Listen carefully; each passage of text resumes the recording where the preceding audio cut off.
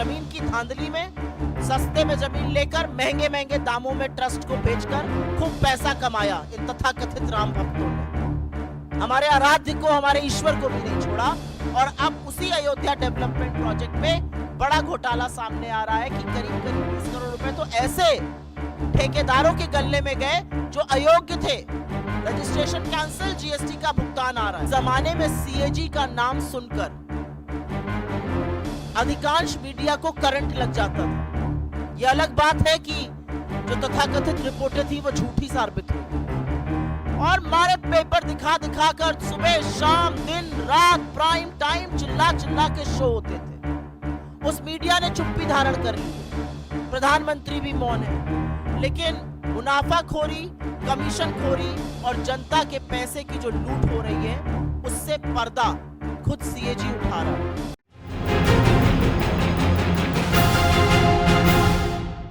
भगवान की बात ना हो ऐसा कैसे हो सकता है, और वो राम जो सबके आराध्य है। अयोध्या में एक भव्य राम मंदिर बन रहा है। जमीन में जितनी दलाली भारतीय जनता पार्टी के नेता, एसडीएम, कानूनगो सब मिलकर कर सकते थे, बड़े बड़े नेता, ट्रस्ट के लोग, वो तो खूब हुई, वो आप लोगों ने देखा और सरकार की बेशर्मी कह लीजिए या थेथराई कह लीजिए, एक शब्द उस पर बोला नहीं गया। अब पता चल रहा है कि अयोध्या डेवलपमेंट प्रोजेक्ट में भी खूब धांधली हो रही है, और धांधली ऐसी वैसी नहीं हो रही है। पैसा जो जनता का है वो जा रहा है ठेकेदारों के गले में, अनुचित लाभ पहुंचाया जा रहा है। ऐसे ऐसे ठेकेदारों को जीएसटी का भुगतान हो रहा है जिनका रजिस्ट्रेशन कैंसिल हो चुका है। सिंचाई विभाग ने तो ऐसे लोगों को ठेका दे दिया जो अयोग्य थे। जो कार्यान्वयन एजेंसी है उत्तर प्रदेश राजकीय निर्माण निगम, उन्होंने परफॉर्मेंस गारंटी का एक पैसा होता है जो ठेकेदारों से जमा कराना होता है, वो तक जमा नहीं कराया। तो ये तो भगवान के नाम पर लूट मची हुई। पहले जमीन की धांधली में सस्ते में जमीन लेकर महंगे महंगे दामों में ट्रस्ट को बेचकर खूब पैसा कमाया इन तथाकथित राम भक्तों ने। हमारे आराध्य को, हमारे ईश्वर को भी नहीं छोड़ा और अब उसी अयोध्या डेवलपमेंट प्रोजेक्ट में बड़ा घोटाला सामने आ रहा है कि करीब करीब 20 करोड़ रुपए तो ऐसे ठेकेदारों के गले में गए जो अयोग्य थे। रजिस्ट्रेशन कैंसिल, जीएसटी का भुगतान आ रहा है। ग्रामीण विकास मंत्रालय, रूरल डेवलपमेंट मिनिस्ट्री, ये छठा घोटाला सामने आया है। क्या कहता है ये घोटाला? इसमें पेंशन का एक प्रयोजन होता है। वो पेंशन किसको जाती है? वो पेंशन जाती है वृद्धा पेंशन, विधवा पेंशन और विकलांग पेंशन। हर गांव में अगर आप आज की तारीख में चले जाइए तो आपको 10 लोग ऐसे मिल जाएंगे, वृद्धा, विकलांग, वृद्ध मिलाकर, जो कहेंगे हमारी पेंशन नहीं आ रही है। किसी भी जगह चले जाइए, वो कहेंगे हमारी पेंशन नहीं आ रही है। फिर हम उनको दिलासा देते हैं कि हम कुछ करते हैं, फिर हम डीएम को चिट्ठी लिखते हैं, फिर डीएम कहता है कि नहीं ऐसा आवंटित फंड कम हो गया है, क्या किया जाए। ऐसा तमाम जगह होता है, एटलीस्ट जहां जहां मैं जाती हूं वहां जरूर होता है। अब पता चल रहा है ऐसा क्यों हो रहा है, क्योंकि जो वृद्धा पेंशन, विकलांग पेंशन, विधवा पेंशन का पैसा है वो सरकार दूसरी योजनाओं के प्रचार प्रसार में खर्च कर रही है। सीएजी की रिपोर्ट से यह सामने आया है कि सरकार ने इस पैसे से होर्डिंग लगवाए ग्राम समृद्धि स्वच्छ भारत पखवाड़ा के 19 राज्यों के हर जिले में। जो पैसा एक विधवा के खाते में जाना चाहिए था, जो एक विकलांग के खाते में जाना चाहिए था, जो एक वृद्ध के खाते में जाना चाहिए था, उससे 19 राज्यों के हर जिले में होर्डिंग लगाए गए स्वच्छ भारत पखवाड़ा के। और अंत में एचएएल को भी घसीटा है सीएजी ने। विमान इंजन की डिजाइन प्रोडक्शन की खामियों का गंभीर आरोप लगा है, जिससे करीब राजस्व को 154 करोड़ रुपए का नुकसान हुआ है। तो हमारे कुछ सवाल है प्रधानमंत्री जी से। हमारा पहला सवाल तो यह है कि आप ही की नाक के नीचे ये घोटाले हो रहे हैं तथाकथित, आप ही की नाक के नीचे ये धांधली हो रही है, तो इस पर चुप्पी तोड़िएगा या नहीं तोड़िएगा? क्या प्रधानमंत्री अपनी सीधी निगरानी में हो रहे भारतमाला घोटाले, जिससे सीसीए के अध्यक्ष आप हैं, उस पर चुप्पी तोड़िएगा, उस पर कार्रवाई करिएगा? क्या केंद्रीय सड़क परिवहन और राजमार्ग मंत्रालय के खिलाफ और मंत्री के खिलाफ कोई कार्रवाई की जाएगी? एक एनएचएआई का मामला आया है, एक द्वारका एक्सप्रेसवे का आया है, भारतमाला का आया है। क्या प्रधानमंत्री आयुष्मान भारत में हो रहे फर्जीवाड़े पर कुछ करेंगे और क्या वो पता करेंगे कि आखिर लाभार्थियों का पैसा गबन किया तो किसने गबन किया? क्या वो पता करने की कोशिश करेंगे कि वृद्ध का, विधवा का, विकलांग का ग्रामीण विकास मंत्रालय का पैसा दूसरी योजनाओं पर खर्च क्यों किया जा रहा है? क्या प्रधानमंत्री ये जानने का जरा सा भी प्रयास करेंगे कि अयोध्या में जमीन की धांधली के बाद जो अयोध्या डेवलपमेंट प्रोजेक्ट में घोटाले हो रहे हैं और अनुचित लाभ ठेकेदारों को पहुंचाया जा रहा है, वो कौन पहुंचा रहा है? और अंत में मैं सिर्फ ये कहूंगी कि किसी जमाने में सीएजी का नाम सुनकर अधिकांश मीडिया को करंट लग जाता था। यह अलग बात है कि जो तथाकथित रिपोर्टें थी वो झूठी साबित हुई और मारे पेपर दिखा दिखा कर सुबह शाम दिन रात प्राइम टाइम चिल्ला चिल्ला के शो होते थे। उस मीडिया ने चुप्पी धारण कर ली है, प्रधानमंत्री भी मौन है, लेकिन मुनाफाखोरी, कमीशनखोरी और जनता के पैसे की जो लूट हो रही है उससे पर्दा खुद सीएजी उठा रहा है, खुद इस देश का चीफ ऑडिटर उठा रहा है।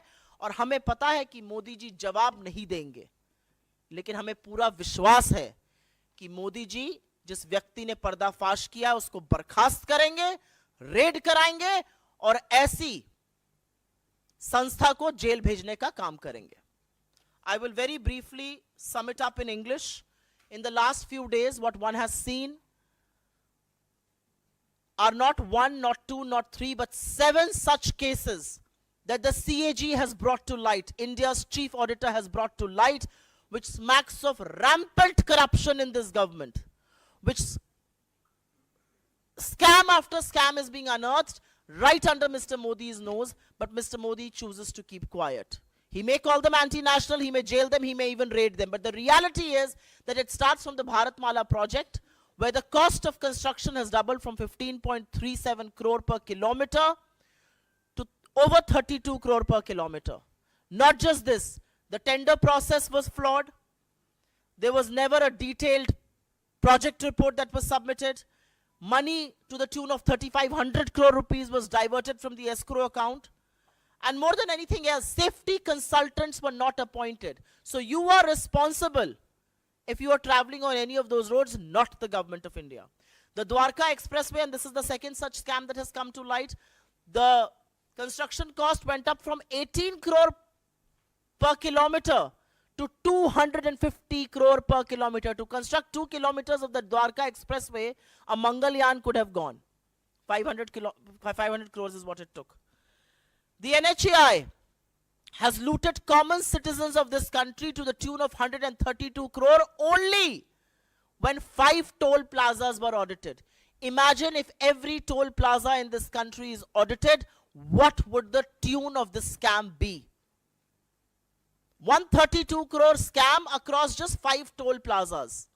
Because of concession agreements, there's another hit of about 135 crore to the exchequer. The Ayushman Bharat scheme that the Prime Minister keeps talking about, the fourth such scheme that we'll talk about, 7.5 lakh beneficiaries registered with one phone number. But that's not all. Over 88,000 such patients who died during the treatment. Fresh claims were issued, payments were made in their name. Who did that money go to?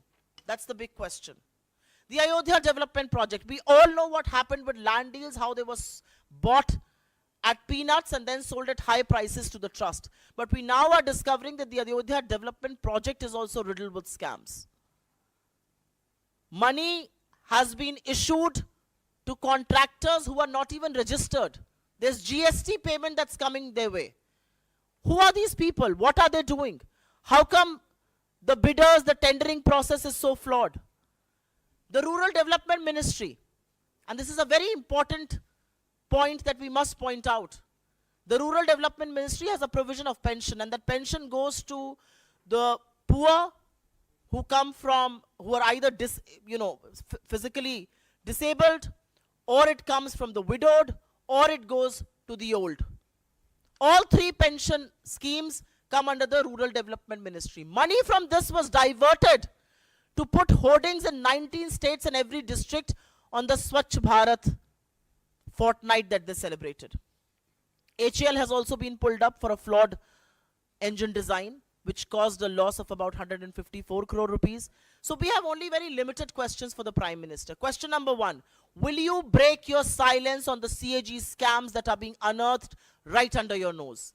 You are the chairman of the CCA, the Cabinet Committee on Economic Affairs. Are you going to open your mouth on the Bharat Mala project that saw costs double? How will you act against the Road and the Surface Development Ministry? Because we have seen a huge scam in Dwarka Expressway. We've also seen the NHAI loot. Will you act against the Ayushman Bharat Ministry and Minister and ask them how was money for beneficiaries diverted and where did that money go?